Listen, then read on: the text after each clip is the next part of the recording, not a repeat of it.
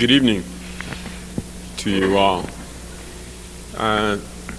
Tonight I have the distinct honor, pleasure, and privilege of introducing, however briefly, a friend and a kind of gentle intellectual type from New York, Bill Pederson, from the firm Kohn Pederson and Fox. About a year and a half ago, I was in Seattle for an AIA jury, and at the time I met a man by the name of Bob Chiappa, who I guess is one of those who makes it possible for Bill to do what he does. He's a partner in that firm, and we were involved in a situation of jurying some work and also of showing some work of our own. And I think everyone in the audience at that point was astounded, amazed, and astonished at the colossal scale and variety of work that these guys have managed to abscond with in every city of America.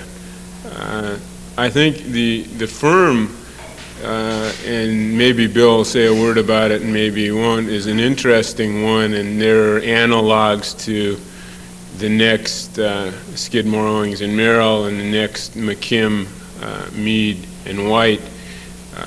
I'm not sure whether those analogs are appropriate, but it seems to be a firm which allows still a certain amount of individual stamp and personality within the context of satisfying, if not appeasing, a whole series of corporate giants in America. So I think you'll find the scale of the work and the scale of the personality appealing and interesting. So without further ado, Bill Pederson from Kohn Pederson Fox in New York.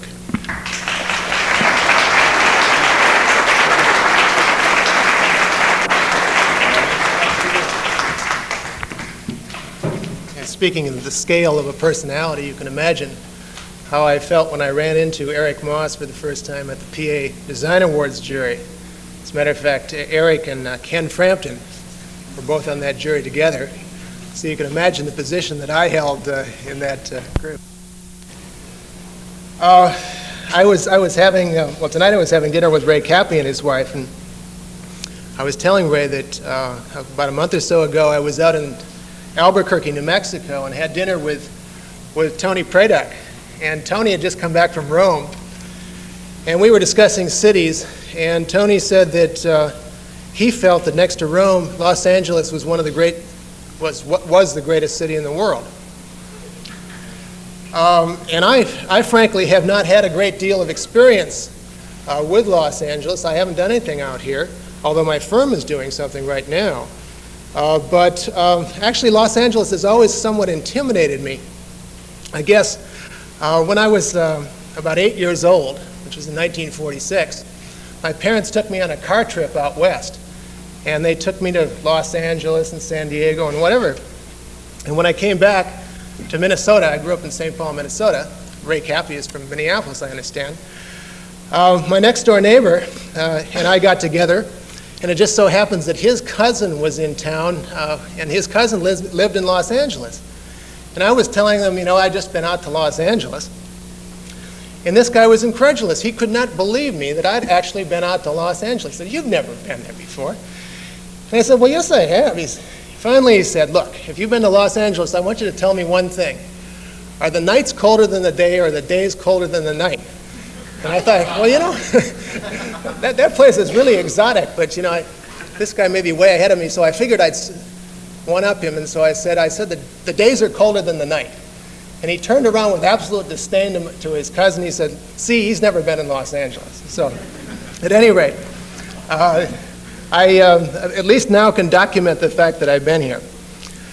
We, as Eric has mentioned, do large work.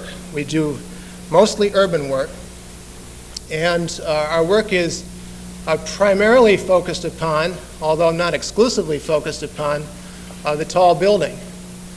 And so as a result, doing this type of building with such great frequency, it seems to me that if one is to design this type of building, that one needs, before one can begin even, to have a very structured attitude as to what the entire city is to become, in that this individual building type that we do is one very important constituent part of the urban fabric. Leon Creer, as a matter of fact, has said that one should design an individual building as if one were designing every building in the universe, well, or every building in the world.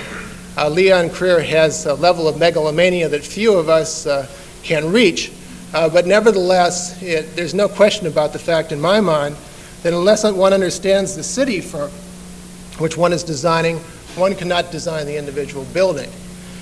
So let me spend a few minutes describing our intentions as they relate specifically to the building within the city, and then hopefully when I show you some of this work that maybe it will have more of a context to put itself in. Colin Rowe, whom I'm sure you all know, has said that modern architecture has been somewhat preoccupied with the external angle, which tends to create form as object, as opposed to being concerned with the internal angle, which creates form as embracing space. And as you all know, the city of modern architecture, as it was envisioned by Le Corbusier and others, was the city where the buildings were intended to act as figural objects, standing in a rather undifferentiated continuum of space. And so as a result, one's visual attention then was largely drawn to the buildings as objects as opposed to being drawn to the spaces that they shared and occupied. Now, in that the buildings are largely representative of the private realm, and that the spaces that they occupy are largely representatives of the public realm, one has a condition in the city of modern architecture where the private realm is dominant over the public realm. And this is a condition that I think is fair to call anti-urban. Now, the city of modern architecture has not been fully realized, but most American cities, for example, Houston, Texas, have the salient deficiencies of the city of modern architecture with very few of the intended amenities, where buildings stand insular and autonomous from one another, with no intention of establishing a dialogue between each other, and certainly with no intention of establishing a larger public realm. Now, the traditional city, on the other hand, is a city where the spaces themselves become figural. And these spaces are largely then framed and shaped by the buildings which essentially act behind their facades as a form of inhabitable poche. And hence, one's visual attention then is dominated largely by the spaces as opposed to any of the individual buildings. And by a reverse logic then, or a similar logic, if the spaces are representatives of the public realm and the buildings of the private realm, the condition in the traditional city is a condition where the public realm is dominant over the private realm. And that, for me, is the definition of urbanism. Now, there are those, such as Leon Creer and others, who are asking us to return to the model of the traditional city, the city structured of streets and squares, and presumably to have us use as well traditional building types to accomplish these objectives. Well, obviously the issue is not so simple. The buildings types that we deal with today as designers in a contemporary city are far more difficult, if only in a dimensional way, than were the pieces that face the designers of the traditional city. And of all the building types that we're dealing with today, none is more dominant than is a high-rise urban office building. And it seems to me that unless we're able to come to grips with the sort of the primitive characteristics of this building type, which make it insular and autonomous and discrete, and bring this building type into a sort of a more social state of existence, such that it can join with others in creating a larger public realm, we will never be able, at least to my own way of thinking, to enjoy the amenities that we once enjoyed within the traditional city. Now, what does this specifically mean then for the tall building? For me, it means that the tall building must begin by acting as facade, particularly on its lower levels, such that the building must be able to link visually with its neighbors and create the walls which, in fact, will ultimately define the public realm. Then above that point, the building then is free to act as an object on the sky. Now, this obviously is a fusion then of the traditional city and the ideal of the modern city. Now, the early designers of the building type of the tall building, people like Cass Gilbert and Louis Sullivan, seemed to instinctively understand this responsibility. Whether it was because of their Beaux-Arts obsession for facade or whatever, I don't know, but they instinctively drew the bases of their building to the property line such that they could form continuous walls. And then above that, of course, you know the rest. Now, it was not until the 1930s, with the completion of Rockefeller Center, where tall buildings were brought together in such a way that they could be able to, in fact, define significant spaces, external spaces, where the buildings as figural objects and the spaces as figural voids were brought together almost as in a fluctuating state of coexistence. Well, the most interesting thing about Rockefeller Center, frankly, is that its example was never carried forward. And I guess that's understandable because just about that time, the proponents of the city of modern architecture took the stage, and for them, the creation of street was anathema. The creation of street represented the evils of the industrial city, and the intention was for a building to stand freely in space, such that it in fact could get sun and light penetrating it on all sides. And this particular attitude has in fact held sway for the last 50 years. And while it was initially well-intended, and the juxtaposition between the freestanding object and the texture of the traditional city was ideal when there was enough traditional fabric to be able to set up that juxtaposition, you know what has happened particularly within American cities, the fabric has simply been destroyed.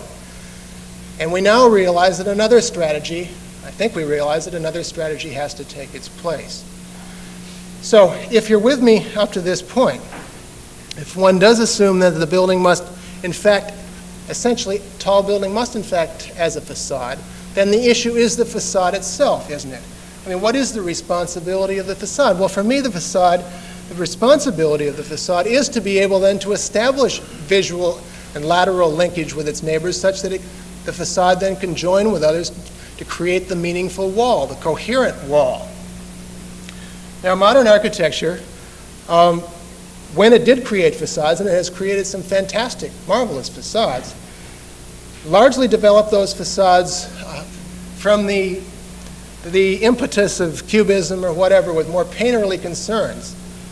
If one thinks, however, of the walls of the traditional city, the walls of the traditional city are largely formed by the elements of the classical language that you know so well. The elements such as bases and plinths and entablatures and cornice and whatever, acting in a way such that the buildings can then form a textural combination one with another.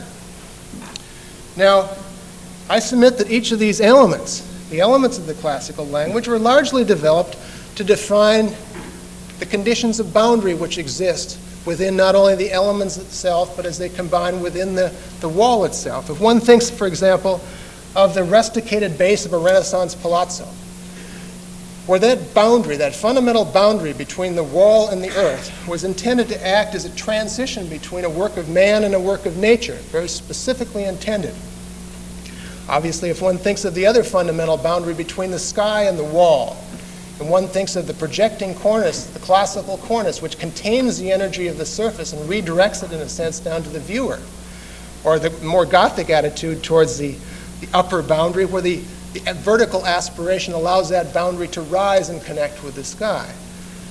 And of course, there are other boundaries that exist potentially within the facade as well. The boundary between window and wall, boundary between portal and wall. If one even thinks of the late Baroque work of Borromini, the boundary between the internal and external is played out as the wall takes the conformation almost of a pulsating membrane upon which the dialogue between these two forces is played out. Well, I'm not specifically calling for a return to the classical language. Not at all. But what I am saying is that it is essential to be able to develop within the individual facade the capability of creation of linkage. And the only way that that can be created, at least in my own mind, is to focus the facade on its conditions of boundary and the elements that then establish that. And finally, the third aspect of our work which governs us, if one is to think of an early intention of modern architecture, which saw a universal language arising from place to place to place, or country to country to country. Now, and I think everybody agrees, that a building, as Christian Norberg Schultz would say, ought to, in a sense, gather its meaning specifically from its place.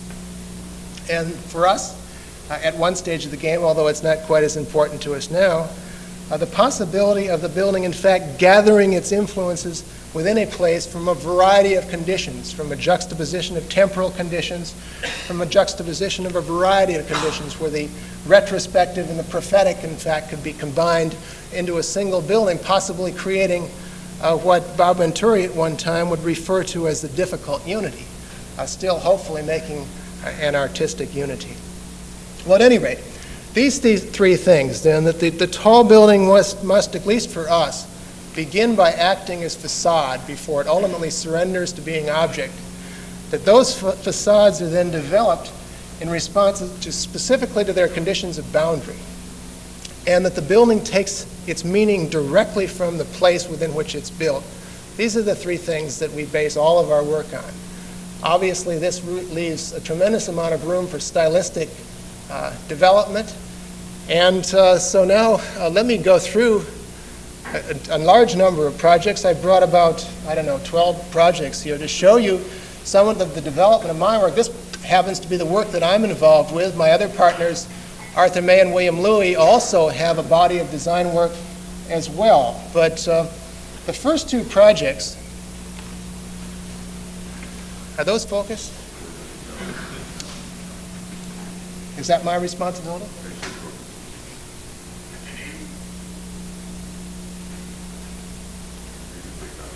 Maybe I should do it then, huh?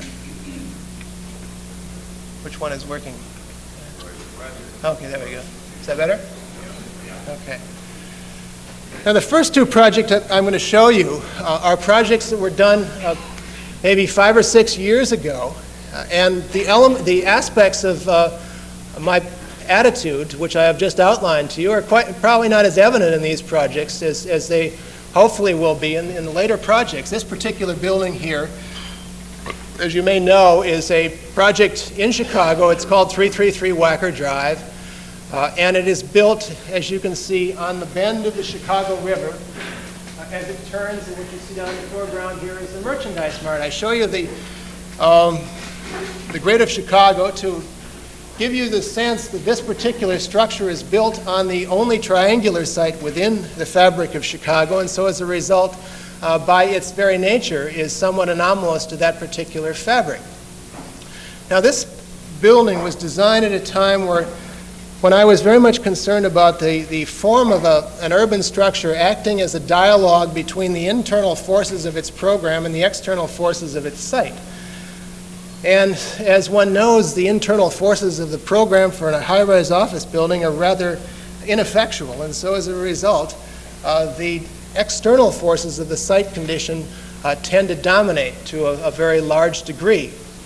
And in this particular condition here, with the site triangular, as you can see, and facing onto this great delta of the Chicago River that addresses it, the face that looks out to that natural condition, of course, is its one dominant facade.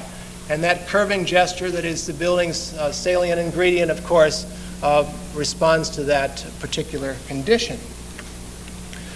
Now, the aspects of this particular building that I think are of interest at this stage of the game, as you can see, the building does make a very strong and give a strong sense of facade as it addresses the river, but the aspects of the building that are interesting, I think, are one, that the manner in which the material has been used in its relationship to the form of the structure. Rarely do glass buildings create a sense of presence. And I think the aspect of this project that I am proudest of is the sense of presence that this structure can generate with the material that it utilizes. The form of the structure, which it wraps the skin over the acute angles, takes advantage, I think, of the characteristics of glass in such a way that the material no longer has the ephemeral quality that one associates with most reflective glass, but at the same, it tends in its taut stretching over the acute angles to take on almost a crystalline prismatic quality. Now, the building, as you can see, has a relatively timid tripartite organization of a base, middle, and top. That tripartite organization, however, in our later work has taken on quite a different characteristic, but it does at least emerge at this stage of the game. And various aspects of that building as one addresses the oblique conditions and the juxtaposition between the condition of texture and the condition of smoothness, that sort of juxtaposition, the horizontal strapping of the surface by the bullnose moldings which draw it over its corner, I think, generate the aesthetic of the surface, and the juxtaposition between the straight line on the top and the curved line setting up that termination of the building against the sky. Now, but you can see in its floor plate that the internal forces of this building play a very minor role. The building is totally shaped by the external site conditions, and on the right-hand side, one would hardly consider that to be a Platonic ideal if one is to think of an office building prototype. On the left-hand side here, you can see the loggia conditions which exist down at the base of the structure.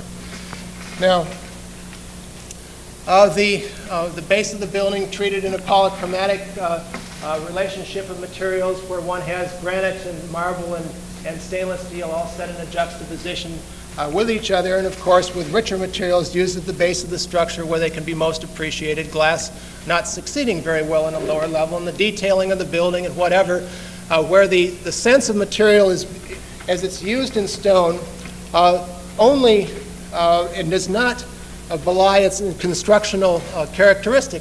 The stone is used only as a surfacing material. It does not give any structural characteristic at all, but is only used for its surface quality. And other views of the base of the building and of the upper surfaces.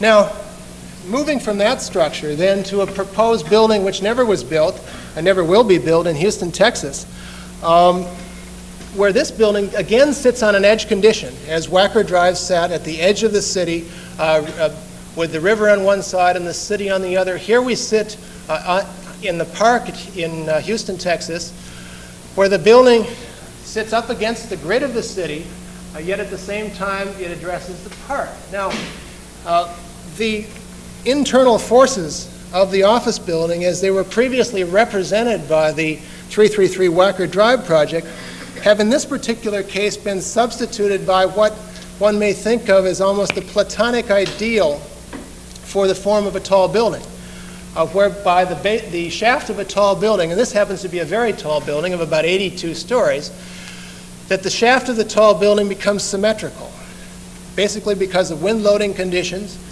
that particular shaft then gathers all of its structural conditions on the outer perimeter, that the building then, that shaft then becomes larger at its base and smaller at its top from the condition of the ideal to be able to simply resist those overturning forces of the wind. Well, the condition here, the attitude here is to set up a juxtaposition then between the circumstantial forces that exist on the site and the ideal forces that exist within the building itself. So I can't point to this over on the left-hand side, but the actual shaft of the structure is a simple square which takes the orthogonal condition from the grid of the city and draws it across into the building itself. And on one side of that square then, the facade, which addresses primarily the park, has been deformed into a quarter circle arc.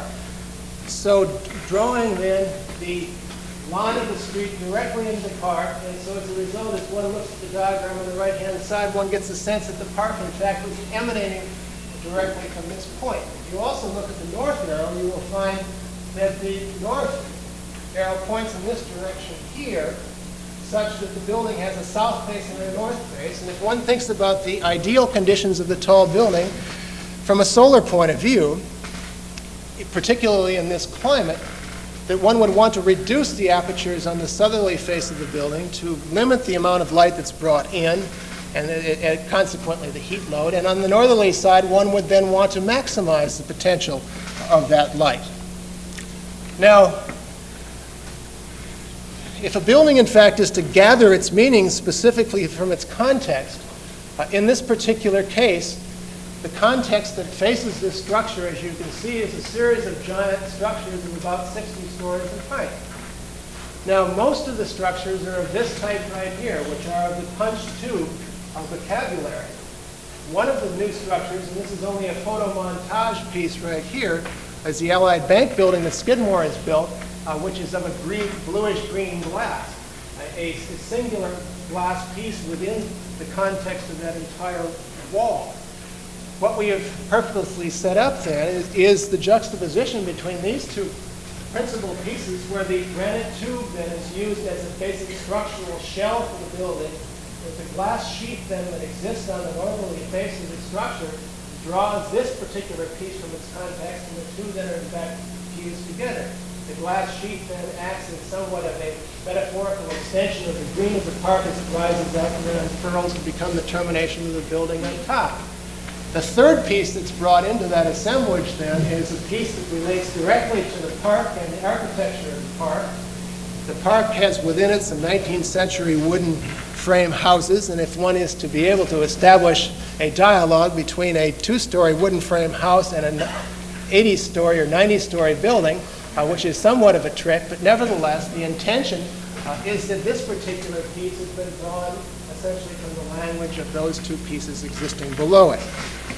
Now, you can see then that on the right-hand side that the floor plate of the building itself simply is a square, with the dimensions from core to outside wall being all the ideal dimensions that are required in the marketplace today, and that the salient deformation that takes place is simply on the northerly face, which sets up a primary facade reading of the building addressing the park. And as one looks at the footprint of the building as it comes to the ground, one sees the imprint of the three systems, where this system is in fact the structural tube, which is the basic tube above of the structure here. This becomes then the glass sheet that wraps around the structure and rides up on the northerly face, and then the smaller, more delicate structural line indicating this trellised park-like piece that addresses the park itself. So the building then becomes the fusion of these three pieces. And as one looks at the south facade, which is on the right-hand side, one sees the intention of the minimal aperture addressing that southerly condition. And then as one looks at the northerly face, one sees then the glass sheath, which allows for a much greater degree of light or amount of light to be transmitted into the structure itself. And aspects of that base piece, which start to establish attitudes towards termination and edge and frontality and whatever, and the sunken grotto, which takes place directly off that surface, which was in this climate when filled with water, and on the north side of the building, hopefully provides a relatively habitable place for people in an exterior condition. Now, about that time, the nature of our work, or in my work specifically, has took on somewhat of a different complexion, in that the fusion of a variety of pieces together was, at least for me, presenting difficulties which were at the time somewhat insurmountable.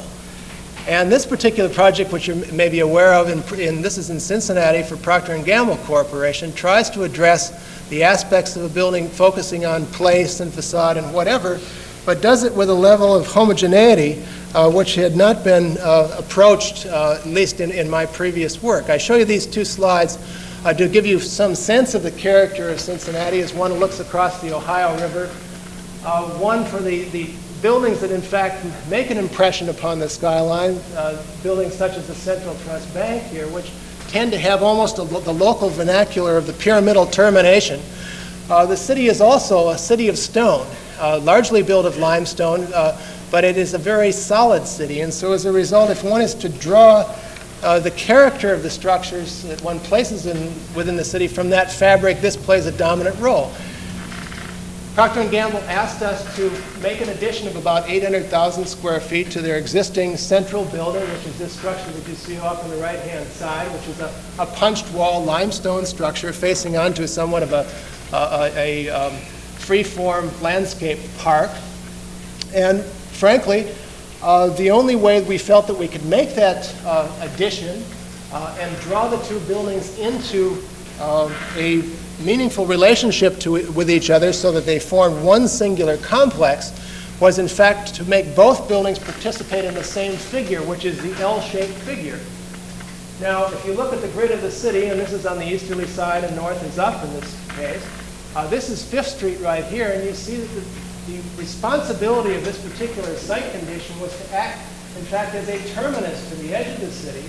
But the other opportunity that's available here to us is for the building to act, in fact, as somewhat of a symbolic gateway to the city. As you can see over on the right-hand side, the entire freeway system as it comes into the city of Cincinnati takes place at the edge of our site. So it's that condition of the building responding as a terminus to the city, also acting as a gateway to the city, where the building then, in fact, establishes with the existing structure a continuous wall which defines this void then as a larger scale urban room.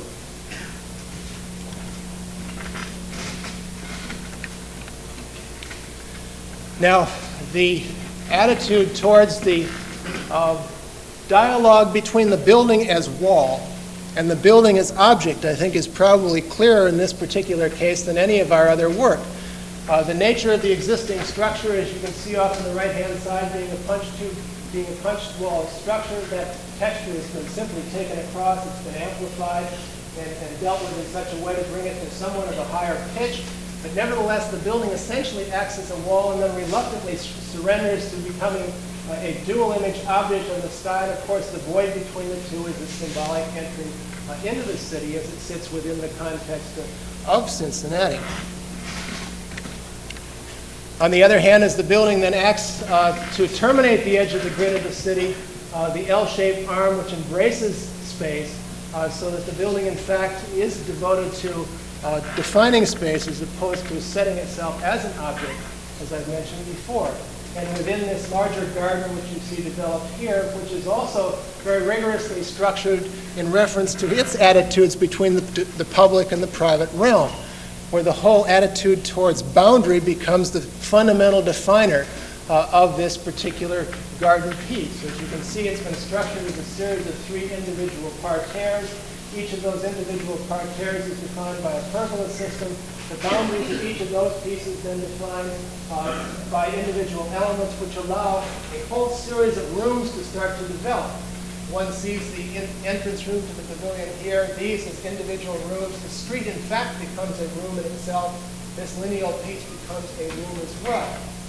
Now, in this particular case, the nature of this building as acting as facade, I think, is somewhat stretching the point, because the building, in fact, acts as a wall, but at least it does not act, at least in my own mind at this point in time, as a facade, in that the nature of its termination, the nature of its boundaries are not as specific as is later is the case now in our later work.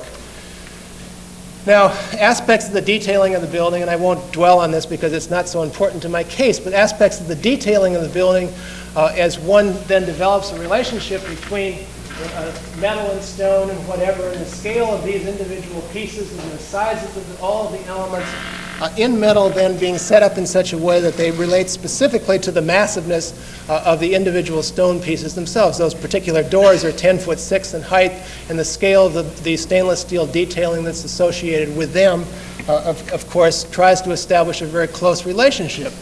The window that is used for the surface, which is a window that appears a great deal in our work, and it appears for a very specific reason, is that this wall, as you can see here, is of limestone. Limestone having the virtue of being 4 or 5 inches thick without excess economic penalty. We wanted to not reveal the nature of the wall as structure, because the wall is not in fact structure, but we wanted to give the sense of the depth of the surface.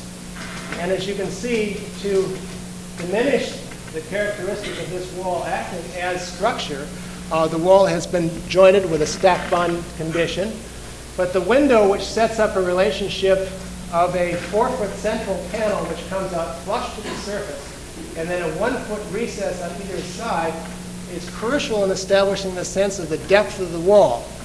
In that, if we in fact had recessed the entire 6-foot dimension of that window aperture back 6 or 7 inches, the relationship of the depth to the width would not give the same sense of the thickness of that surface as the relationship of this 1-foot dimension to that 6 or 7-inch depth, which gives the sense of a much stronger incision within the wall. It gives a much greater sense of the depth of that wall itself. And other additional elements such as bullnoses and whatever have been added to give an enriched textural quality for the surface. And so I show you some of the abstract conditions of this wall to give you a sense of the nature of its construction. The pergola and the garden conditions, which are of precast concrete, and various details of stone. This particular case here is the piece relating to the garden itself, a little fountain piece. The manner in which stone has been used. These elements, we were talking about corporate architects and the role corporate architects play. The sense of the manner in which pieces are put together for us is a great obsession, and we like to feel that that forms the basis of our work. Just to show you some brief relationships internally for the organization of this building, on the right-hand side is the ground level, and you can see that continuous loggia that takes place on the edge of the garden with the entrance pavilion standing within that, the auditorium, and on the back side, on the second level, we have a continuous public level which has been coated with that white marble which was introduced within the limestone facade. Behind, we have a cafeteria space, and then the upper volumes of the pavilion piece. Now, the most interesting aspect of these interiors, I feel, deal with the spatial relationships which exist within this whole series of layers as they progress from the pavilion piece through this entire piece here. And hopefully the next slides will attempt to document this. And you can see the nature of that layering, if one may call it that, on the right-hand side as it steps up from the base pavilion level up to the second public level. And the nature of that spatial layering, which allows a whole series of conditions to exist one behind another, and where the lighting makes an attempt at reinforcing the sense of that, the layering of each of these pieces, has then been, I think, somewhat reinforced by the nature of the detailing that's introduced within the structure as well, in that, as you know, the volumetric characteristic of the larger elements which form the basic armature are potentially overwhelming, is potentially overwhelming. And the lineal decorative system, which obviously has Wrightian overtones, has been set up in such a way to act as a juxtaposition again with this volumetric characteristic, such that the lineal decorative system then establishes a series of centralized figures which take place in the middle of each of these individual pieces, and acts then in such a way that it enlivens the entire spatial ensemble. So I think you can get a pretty good sense from this photograph here of what that spatial layering has done then within the building itself. The tectonic qualities of aspects such as the lighting fixtures themselves, again, trying to play up the nature of the tectonic versus the volumetric.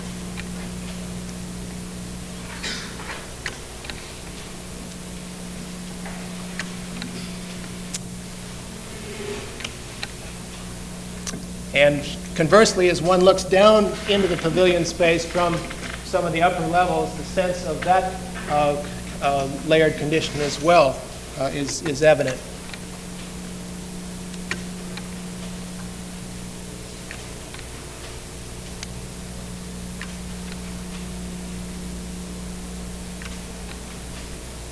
finally a view into the cafeteria space and the nature of its volume.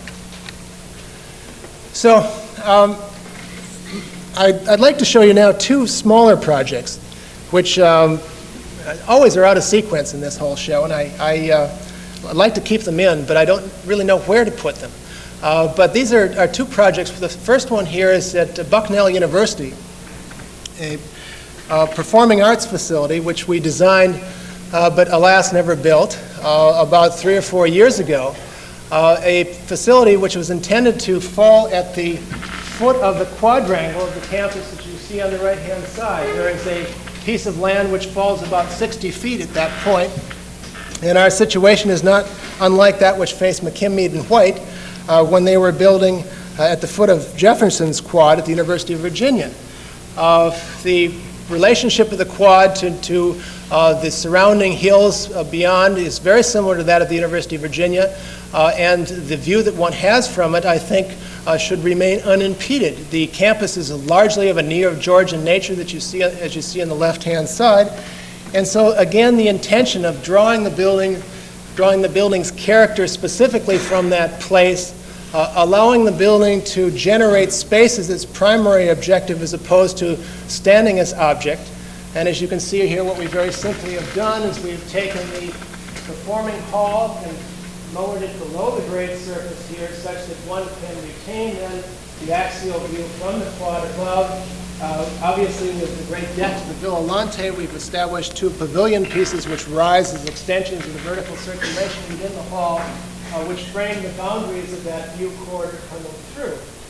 The building then hopefully establishes at the center of campus a space, in this particular case, a space which would be devoted to music, a court of music. And on both sides of that space, the music school, which also is an element within the program, has then been distributed.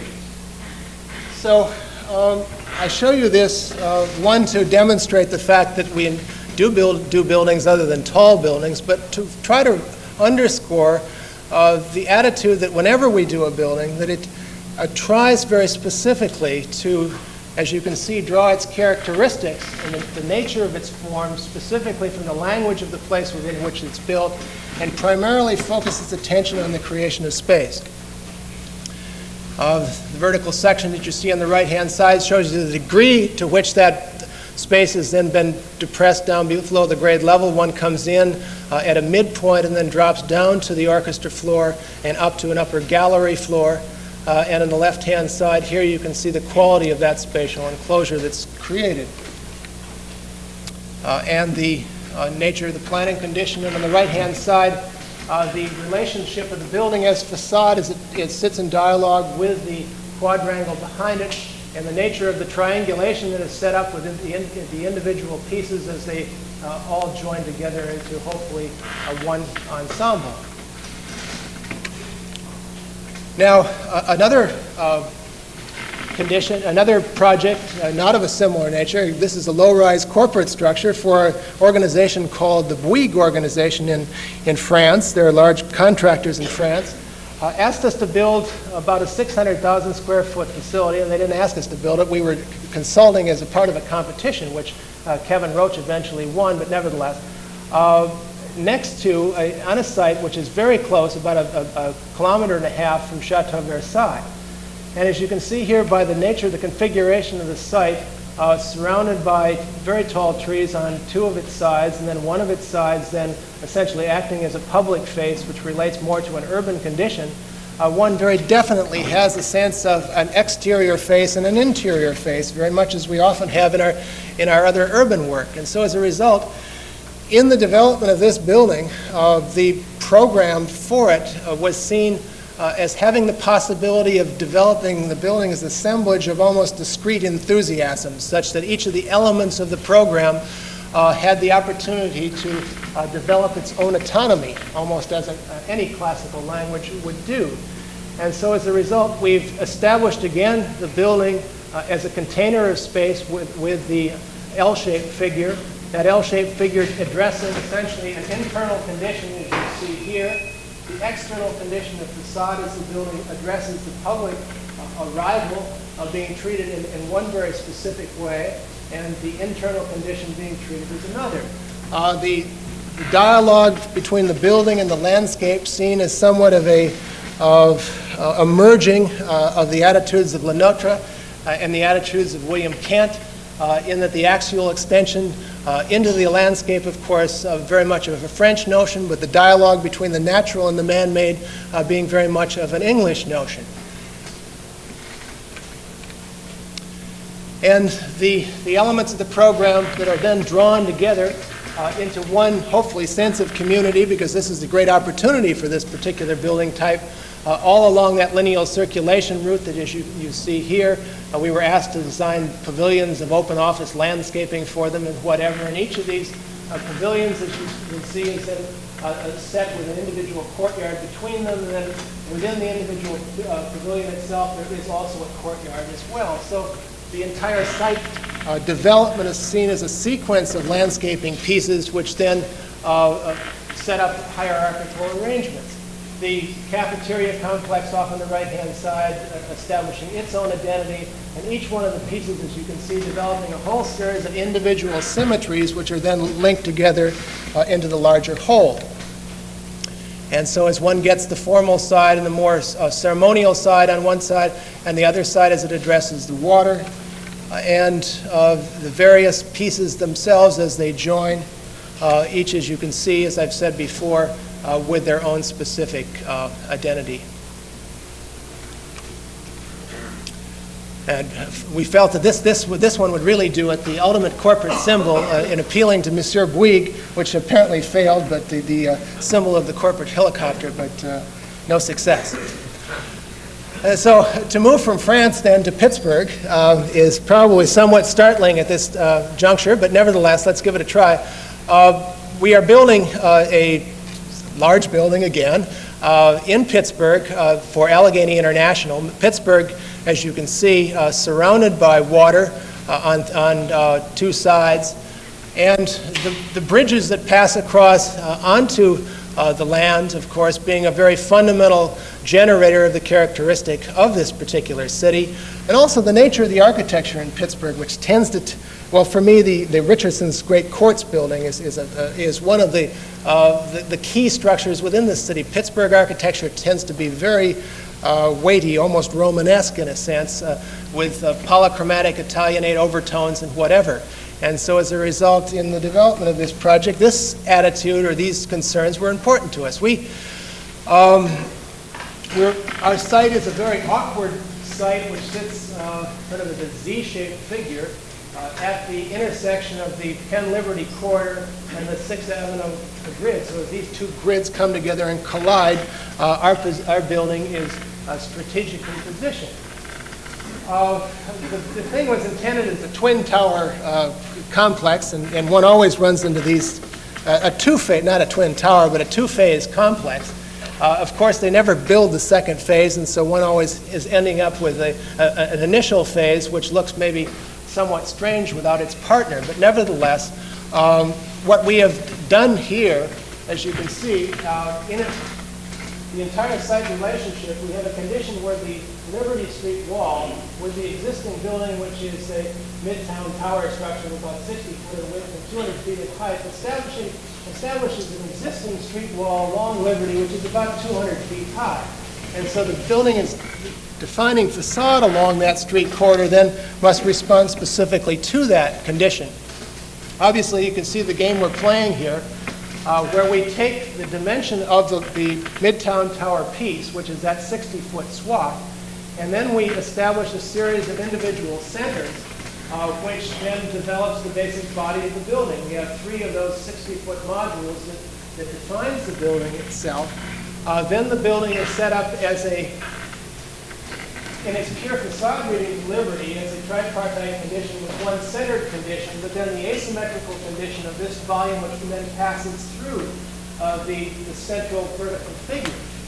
Now, the tall building and aspects of the tall building that I have not addressed up to this point, that I think are absolutely essential in their relationship to the urbanistic condition, is that the tall building must be able to deal on 3 levels and on 3 scales.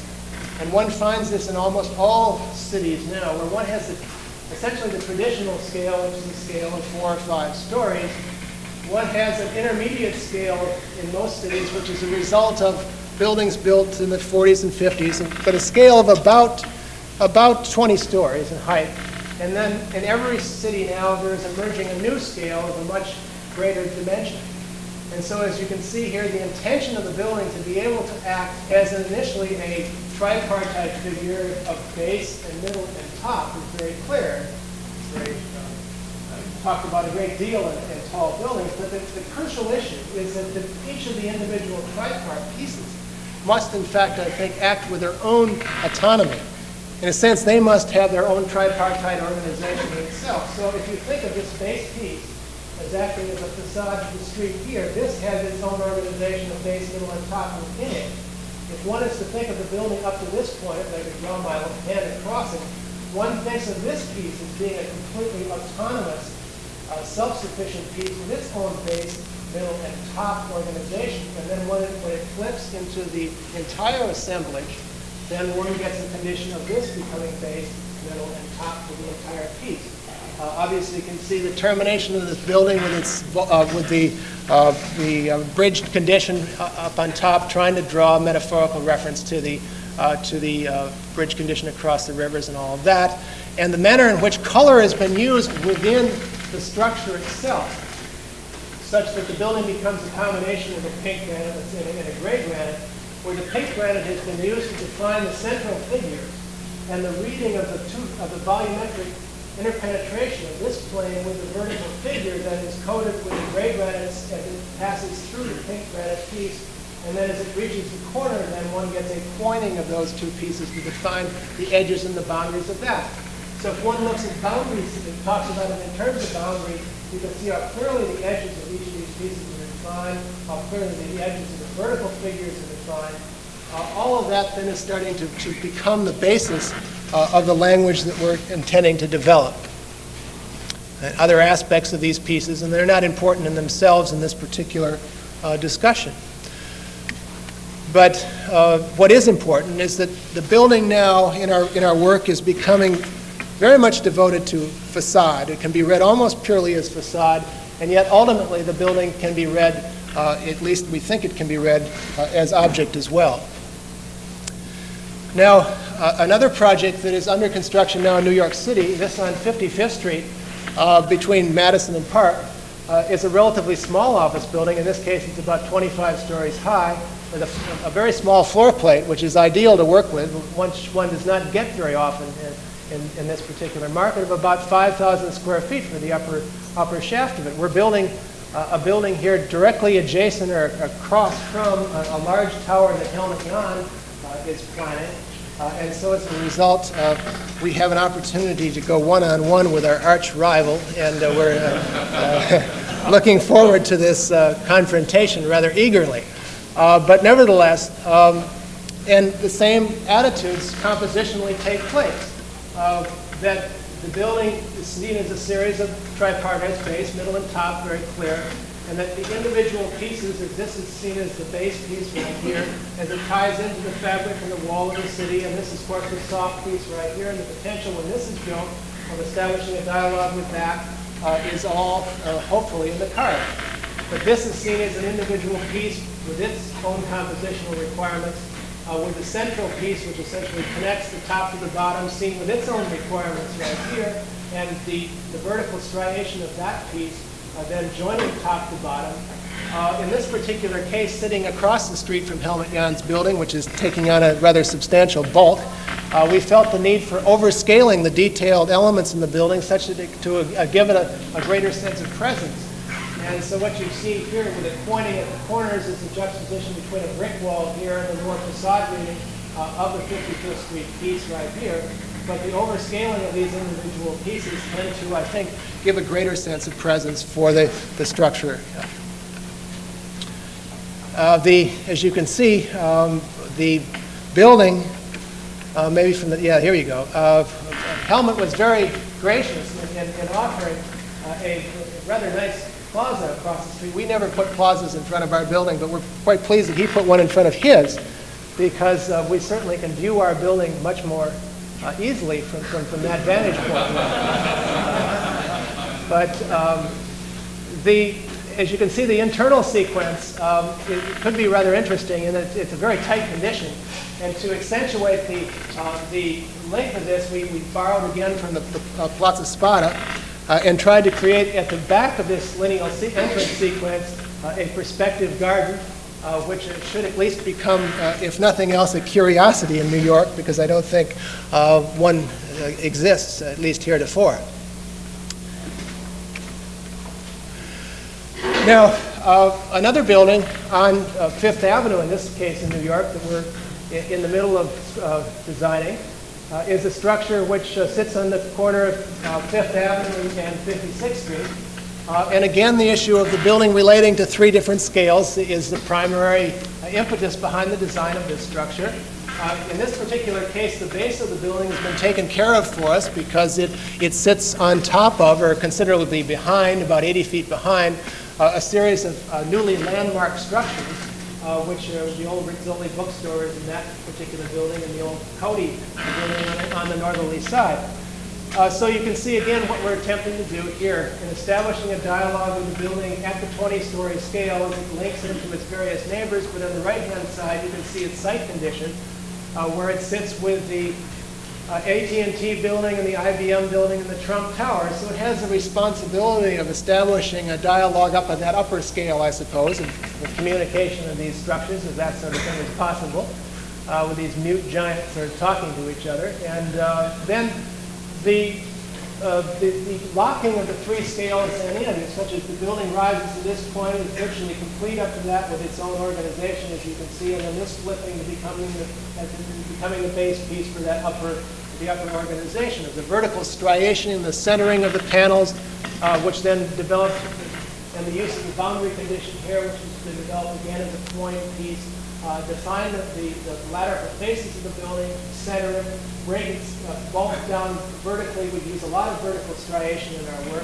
to try to attenuate the vertical structure, to emphasize the sense of its vertical dimension and break down its horizontal bulk. So because obviously the role that we're trying to perform is to be able to accommodate these massive structures within the urban context, and I think one of the primary responsibilities is finding ways which visually can allow us then to diminish the effect that the bulk in fact has.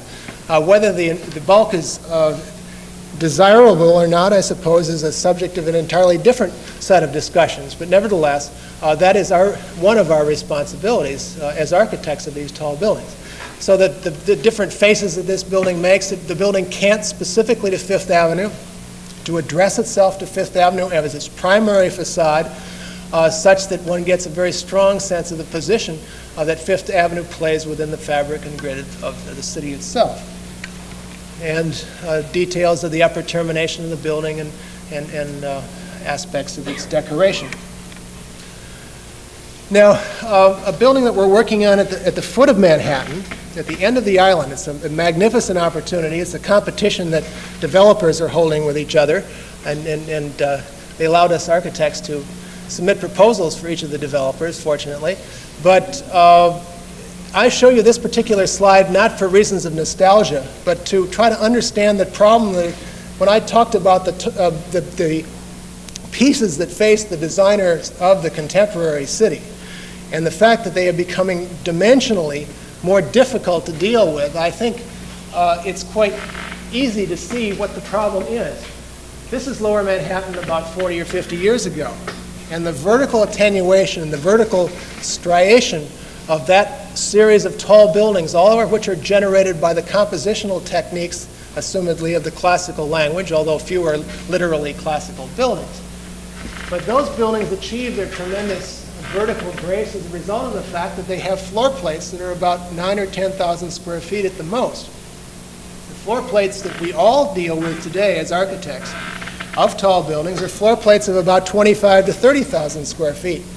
So it's our responsibility to be able to make the building somehow visually connect to a fabric of the city such as this. And it requires a certain amount of ingenuity. The site that we have for a building of about 1.5 million square feet with 30,000 square foot floor plates and all of that, and this incrustation of modern structures which was now layered over that beautiful wall that you once saw, it has become a very dominant force. And yet, that fabric still exists behind this great wall of modern structures. But the wonderful thing about this particular site is the opportunity that this building has in acting as a sort of a symbolic joinery between a variety of conditions. As you can see, the fundamental condition is that the building acts potentially as the terminus of the land, but at the same time, the building has the opportunity to act as the gate to the city. The building also has the opportunity to act as the joining between the east side of Manhattan and the west side of Manhattan as they both come together at this one point. And for those of you that know Manhattan, the sense of east and west within the fabric of the city is extraordinarily important. It also has the potential of joining together the Hudson River with the East River. And at the same time, joining together the two existing ferry terminals, the Whitehall ferry terminal that exists here and the Staten Island ferry terminal that sits there. So that the building then is seen as a piece which fuses together a whole series of conditions. And as you can see, the basic geometry of the building, which has been vertically striated, as I've done so often in the past, and with a specific intention to allow the building to break down its bulk vis-a-vis the others that surround it, uses two elements. It uses a cylindrical piece right here, which acts as a marker to the terminus of Whitehall Street. It uses that cylindrical piece purposely such that it can act as a marker not only from the axis of Whitehall Street, but that it can act as a marker from the east and from the west with equal effectiveness, such that as one looks down the street, the light flows around the surface of the structure and does not impede the sense of extension out to the water itself. And the twin tower pieces here, which have been established as almost sentinel pieces flanking that, then obviously set up the overt sense of gateway, which the Staten Island ferry will then utilize as it enters directly beneath the building itself. And as the building addresses the lower pedestrian scale, the east side and the west side are joined together, as you can see, with those two smaller pavilion pieces below, and the Staten Island ferry terminal and the Whitehall terminal are then linked together. So, and you can see the nature of that site condition here and the geometry that is developed as a result of the building positioning itself between those two structures. So I need not talk much more about it. All I'm saying is that the manner in which form develops then for us is totally dependent upon the specific condition. One, of course, can argue with the language that this form has taken, which is trying to speak more directly to the language of those more classically composed structures. However, this is only a particular attitude at a particular point in time within my work. I think that the opportunity using these same compositional strategies can allow for a whole series of stylistic developments which are totally independent of that particular almost classical condition at this point in time. And you can see the nature of this wall here as it's been drawn from the existing Whitehall wall and all of that sort of thing. Now, to show you an extreme condition, I show you a project that we're doing in Boston right now, which is being designed for a building in the middle of the financial district in Boston, which probably has the most intense fabric of classically derived buildings of any place in the United States. We were asked to design a structure which will sit over on top of that building on the right-hand side, a building of about 400,000 square feet, which literally uses that structure as a base, a Greek revival structure, as you can see. On the other side of the site, and that happens to be Water Street and Devonshire Street, which surround, if you know Boston. On the other side is an old Cass Gilbert building, which takes place right here, and the extension of Quaker Lane, which leads back directly into the site. Well, no need to show you much more than this, but you can see the obvious intention here, which one thinks about it, one can say maybe is somewhat ludicrous that one in this particular time would design a building with this particular language. And I must say that I myself, when looking at it from one point of view, have concerns about it. At the same time, when one thinks about the nature of the building upon which it is to sit, and about the nature of the place within which it sits within Boston, which gives it the opportunity to somewhat summarize the at this particular time, almost characterless skyline of Boston, one cannot see a significant alternative than to marry the two conditions together with a high degree of fidelity. And again, compositionally, the same attitudes of the striation of pieces and the connection of tops and bottoms and the multiple tripartites and all that exist within it as well. And the integration of existing pieces within the wall, all of these pieces here, you can see existing pieces within the wall, and then the extension of those vertically tries to make all of it read ultimately as a single ensemble.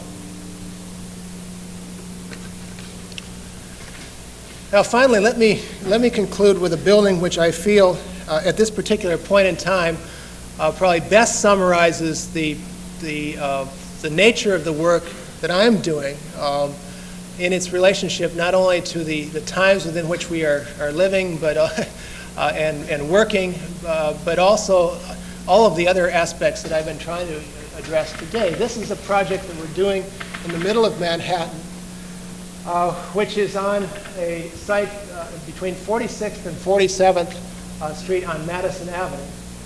The building sits, or potentially will sit, if it in fact is built, in a relationship between the Chrysler building and the Empire State building, and now the City Corps building, I suppose, as one of the major structures of the center of Manhattan.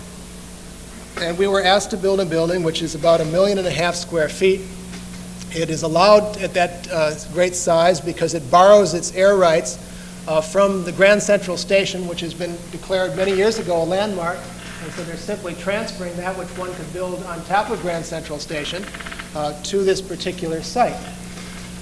Now, this building draws its forms very specifically from the desire to introduce as much light and air down into the street as possible, but at the same time to try to draw the building's form in a very strong relationship to the cardinal points of Manhattan, in that north, south, east, and west play a very dominant role in one's perception of Manhattan. And as you can see here, the building is intended as a series of individual pieces which essentially act as facade almost the entire height of their development, and then finally join themselves together such that the building doesn't act ultimately as an object against the sky, but it's individually composed of a series of 4 striated pieces acting as facade, as I once said. So again, the compositional aspects of the building are not dissimilar from the other structures, although it's taken on somewhat of a different form. And again, in this particular case, possibly reintroducing some of the earlier juxtapositions that you saw, certainly in reference to the materials that are used for the structure. At the base of the building, the intention is that the building will root itself into the ground, and the development of mass at the base of the structure and material in stone then performing that task. The building, as it then rises, becomes lighter as it rises, and hopefully as it finishes on the top becomes almost a lace-like structure against the sky. The individual pieces that compose the building, and programmatically the building has trading floors, large 40,000 square foot trading floors up to this point right here. It has a mechanical zone, it's a transfer zone, takes up to an office space up to a sky lobby up here, and then office space the rest of the way. And these cruciform floor plates developing then with the sloping profile in a way that one can bring into the city a great deal of more light and air into the street below. The composition is such that this becomes an independent piece, as it always has in our work. With that can be perceived in close inspection as a pedestrian as a separate building. That this becomes a separate piece, base, middle, and top. And this acts as the base to this figure right here, which rises from the base, middle, and top, so that the middle body of the building then has an independent sense, and then that flips, and this becomes then the base for the base, middle, top organization of the upper piece of the structure. The building, as it moves up through this zone, it's granite to this point, moves to a penetration of granite and glass together, and then rises simply as a metal gridded structure with the edges and boundaries very carefully defined within it. And I shouldn't dwell on this sort of stuff, but it's rather interesting. As the building sits over the railroad tracks, it has large trading floors to span. So not only do all the structural forces have to be taken down to this point and transferred out to that point, but once they get down to the railroad itself, they have to be positioned very carefully between the tracks. So all of it becomes somewhat of a structural tour de force that Bill the Measurer handles so well, as you probably know. And you can see on the concourse level where the tracks take place all the way through the middle floor plate. On the upper or ground level, you can see that the elevators have been shifted to the Madison Avenue side. We've got a tremendous pedestrian loggia which takes place on the street with great stairs coming down and connecting into a concourse and a whole series of individual rooms leading back to a central gallery which then links onto each one of the various elevator systems. And these are the two basic floor plates for the structure. But as you can see here, and let me just close with some discussion about the nature of facade as we're developing it in our work.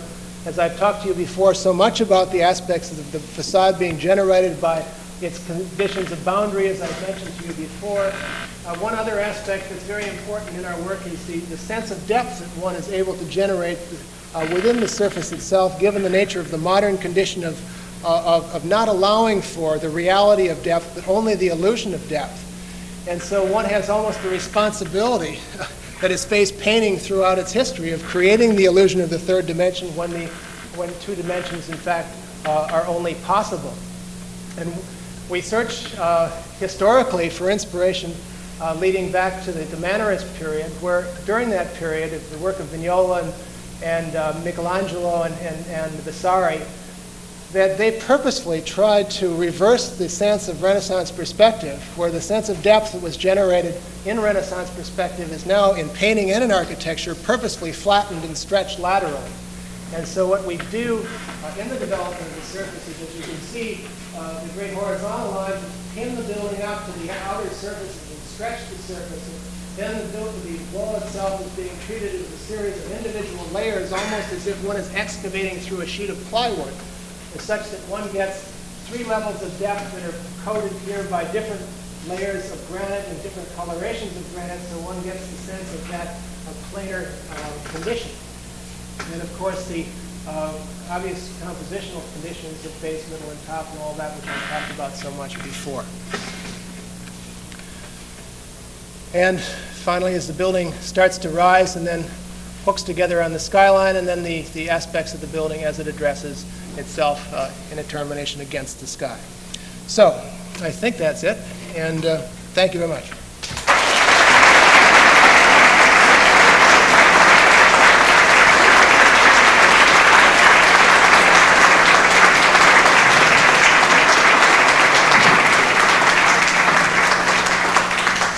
If you have any questions or whatever, I'd be glad to answer them. Yes? If you had to integrate as a design division by 3 cars per 1,000 square feet, how would that affect your What? 3 cars? Well, you're talking about a suburban condition then. That's the local. Well, that have we done that before? When one has to treat the base of the building as a parking structure, in other words, for the first 10 floors, and then the building rises above it, is that your question? What hope does one have? No, I'm asking that you given that some consideration and how that would have affected this terrific building. Well, again, that condition is a very anti-urban condition to begin with. It's not something that is in any way desirable, because obviously the base of the structure is its most critical contact with the pedestrian, with the viewer, and when that is uninhabited, one has a difficult time to work with something of that nature. But we're, for example, doing a Trade Mart in New York, which has no windows for the first 20 floors of that facade, and it's just a matter of, in this particular case, of manipulating the character of that surface, provided that one can within the budget that is allowed. But one can still introduce the same compositional attitudes within those blank surfaces without in fact having the fenestration which allows for any sort of visual penetration and contact.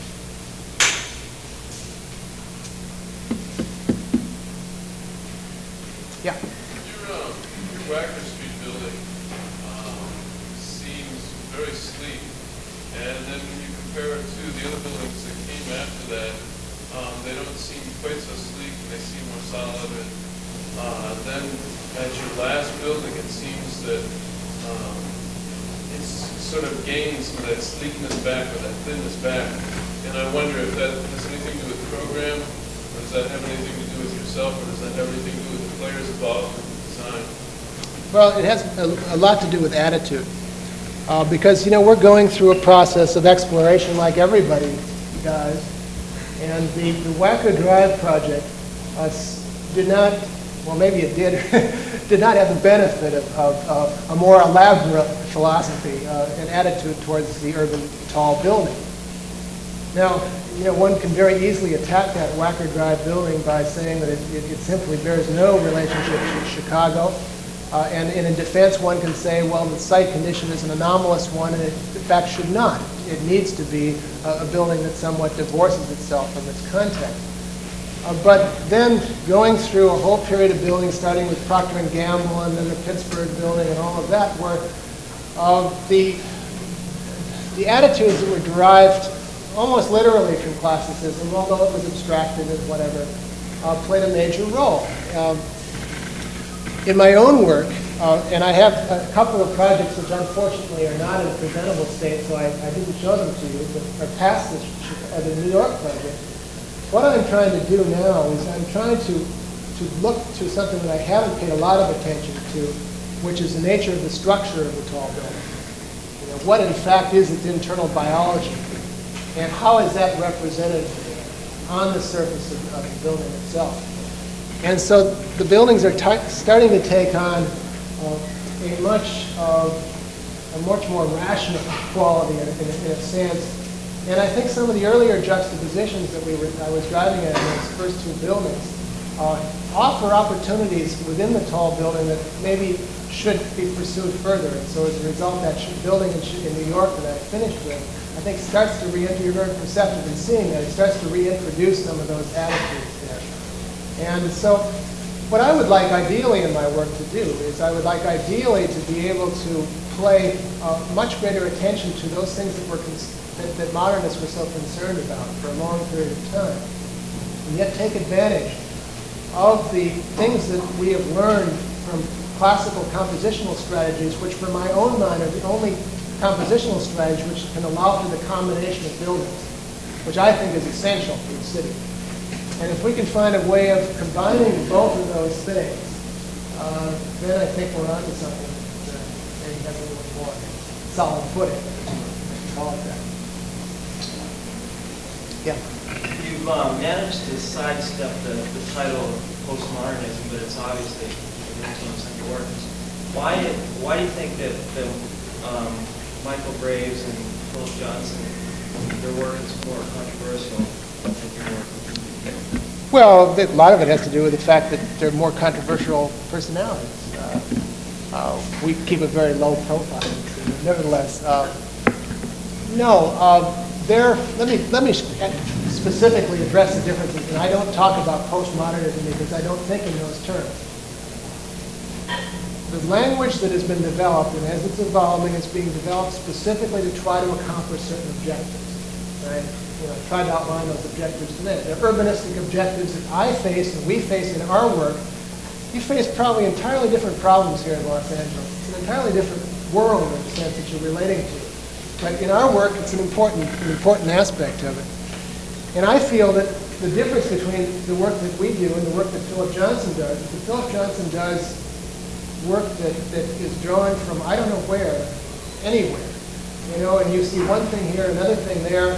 It doesn't seem to be an honest attitude or strategy towards the intentions behind the building. It becomes an entirely different sort of polemic, almost a publicity sense. Now, the Graves work, on the other hand, is entirely different from my point of view. Extraordinarily thoughtful work. You know, if Graves has a personal style which for one to be able to accomplish that in such a short period of time is, for me, subject to tremendous admiration. Yet at the same time, I don't believe that a style ought to be transported from place to place to place. I don't believe a building in Portland should look like a building, you know, in Louisville or whatever. But, you know, given the nature of the personality and the individual and all that, one has to, you know, you have to temper this, because I think that it's valuable that he does that. He does this. And it presents a standard by which we all can work to compare ourselves again. Absolutely, it's influenced everybody's work. But the influence that has taken place on our work will probably, at least for my work, will probably be less than it has been in the past. I went into a restaurant tonight that Morphosis has designed, which I was really quite taken by, that 72 Market Street, which has a almost Scarpa-esque sensibility, the sense of the tectonic manner in which pieces are put together. And we like to feel that we on a larger scale have that same kind of attitude towards pieces, although you know, the manner in which they get put together is quite different. But that's the essence of it, isn't it? The way things ultimately go together.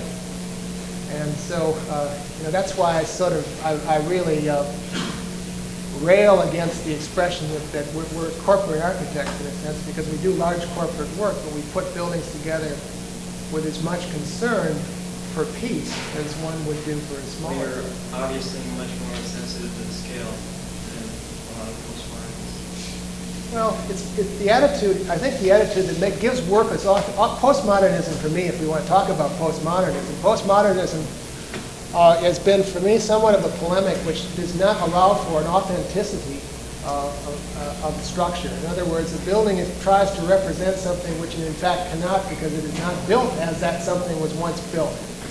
And for me, a building can only achieve an authenticity when there is a fidelity between structure and surface and material and construction and all that sort of thing. And I'm not saying that, you know, we've achieved it to a level which I feel completely convinced at this stage of the game, but that's the intention. Yes? Show us in your work to buildings, pieces, context, and location. To what degree do you feel an architect needs to be a reflection of the human concrete?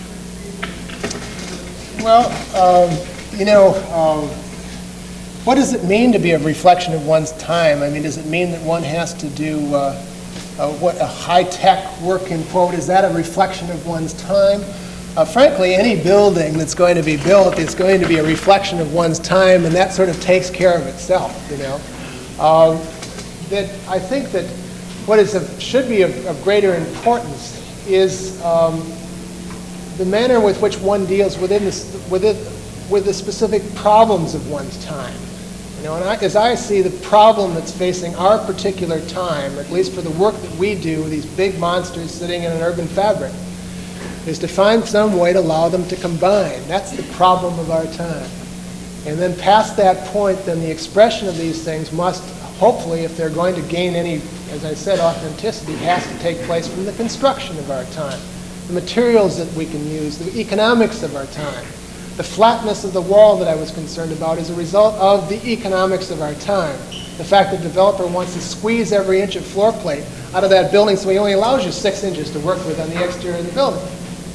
So how to make that surface achieve a level of visual textural richness, which I feel is necessary for certain other urbanistic things, is the game that one has to play. So when you look back to history, you don't take examples from 18th century or 19th century neoclassicism, which created depth with the reality of depth, but you look to strategies of history that allowed for the creation of surfaces that were intended to be taut and flat, creating an opposite illusion. So you have to selectively deal with history to solve problems that you're addressing today.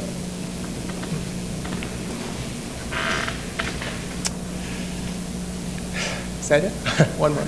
Are your curtain walls more expensive than, say, a regular glass wall or granite casing or something like that? The punch tube that you talked about, is that less expensive than your very strong textural wall? Well, the buildings that we do are more expensive than the least expensive building one could build under the circumstances. Let's put it that way. And it's the degree to which they're more expensive that is the dialogue that takes place between the client and the architect. And the struggle that we face is that how much is it worth for a developer to build a building that has a higher visual pitch to it? How much is that going to return to him? And there has been, Gerald Hines and so many other developers, and Philip Johnson is very important in this regard, in setting a standard that says that architecture of a higher level of quality can in fact pay back. And now I think we're going to find a period of time where that's not so sure, that's not such a certain deal. That we've gone through a great period of 10 years. We've been very lucky to do all this stuff. And now we're going to go through a period where the cities are overbuilt, where developers are going to want to continue to build because there's money to be invested, but they can't get the same rents that they used to get. So they're going to want to build the buildings more cheaply. So, if that building in Wacker Drive was built for $55 a square foot, whereas some of the other buildings are being built for considerably more than that. And probably strategies of having to return to building buildings for $55 a square foot will be pursued in our work. Maybe for the better, who knows? But that's what we think. Well, I think the real issue that you spoke to, in a sense, as you get into this, okay, we talk to the street, but when you talk to the sky, and you talk to it in a variety of ways, that seems to me still to be the biggest issue. There are buildings that are on the edge of the city that you've dealt with in one fashion. There are buildings that are in the center of the city. There are buildings that are against other elements of the city. And it seems to me that aspect of the high-rise building is probably as important, if not more important, than really what's at the street level. The street level is important too, but it seems like if you get a city that has an Empire State building, a Chrysler building, and 500 other buildings as intricate as that, is not a good city. Okay, and then if you get a city that's all of another notion, maybe that isn't a good city. So it seems to me that that's a bigger problem as you go through the process of how intricate, how decorated, how under-decorated do you deal with that upper element beyond the economics. Well, that slide I showed you of Lower Manhattan, for example, every one of those buildings was a triumph on the sky, and yet every one of those buildings somehow sat together in a relatively comfortable assemblage. One can look at. They were scaling up and down at that time. Well, they were, but there were a lot of them that hit a fairly equal datum point. And I'd like to think of buildings as very much like people within society and their dialogue one with another. That if buildings have elements that they all address in common, then I think the great challenge is to allow each one of them to achieve a level of personality, which can allow them to have a certain individual identity, which allows for a richer dialogue. Now, some buildings, I suppose, will play a background role, some buildings will play a more of a foreground role, but I think if one utilizes the proper scaling devices and the proper compositional devices that allows them to connect, they can achieve a much higher level of individual identity than can buildings that do not have that potential for combination. And I think one sees it when you look down in LA. I mean, each of those great behemoths, none of whom have much of a personality, none of whom connect, and all of whom fight, I suppose, with their shapes, when they try to, buildings, we're doing buildings with curved shapes and buildings with twisted shapes and all of this sort of thing for such a long period of time to gain individual identity for buildings, and it ultimately falls to naught because every one of them conflict with each other. My feeling is it needs to have a datum line of composition that draws everything together, and then past that point, you can do a hell of a lot. And the more you do, in fact, I think the better it is for the city. But. Seems like my gracious, Trevor, how are you? It seems like the skins are getting a lot simpler, and you're trying to put on a more outrageous top each time. And it seems like architects today are doing that. The curtain walls are being far more restrained economically now that we've gone over this big boom. And even your Fidelity building, I noticed the top seems to be, well, let's see what we can do that will. Well, in that particular case, I didn't show the skyline of Boston, but the skyline of Boston is totally mute. And yet, at the base of all of those buildings lies this incredibly rich texture.